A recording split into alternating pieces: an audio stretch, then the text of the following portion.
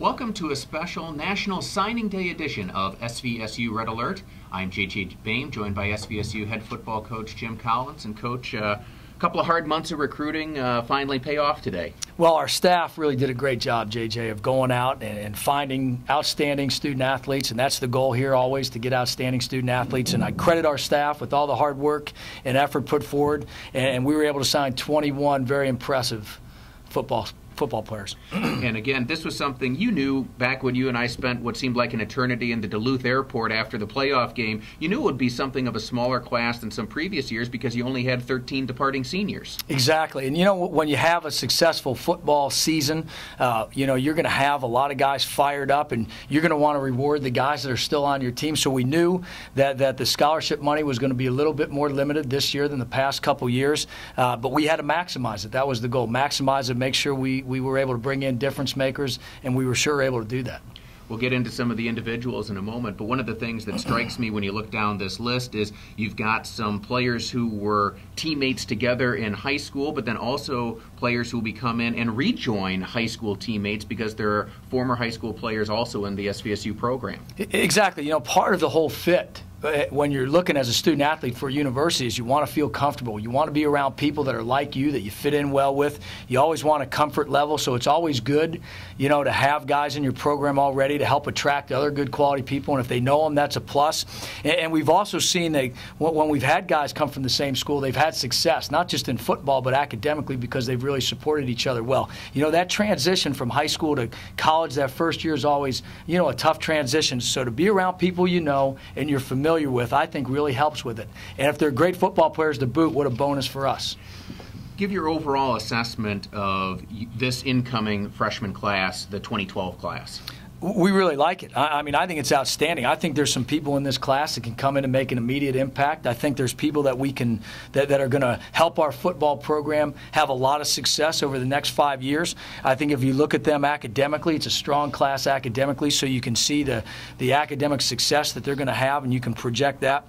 But all in all, I think the biggest thing about this class, and as we went around and got to know their parents and to know them, these are character individuals from very good programs who know how to work hard and succeed and compete on a weekly basis.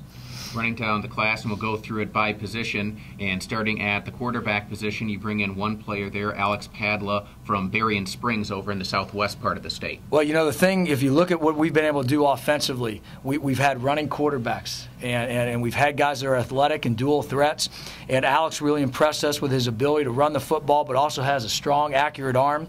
And I think really fits into the type of offense we run, is a durable guy, and we're excited about him coming in the program. You also bring in one running back, David Drummond, out of East Grand Rapids, same high school that produced Joe Glendenning of Hillsdale, who's obviously been very successful in this conference. Well, if you look at David Drummond, he reminds you of Joe Glendenning. They came from the same program. That program likes to run the football, and that program won 5 out of the last 6 state championships. And Joe was a major player on the one that won the state championship in 2010, and they came up a little short this year, but once again, he was their main guy.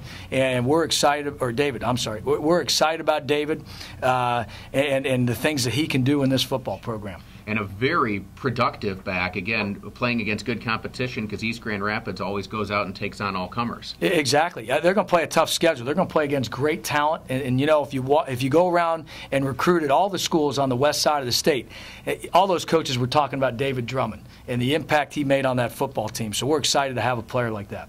When you move to the wide receiver position, you bring in 3 players, Alante Gardner from Michigan Collegiate, a charter school down in Metro Detroit, Jordan Hill from Zeeland East, and Alfonso Voltaggio from Utica Eisenhower.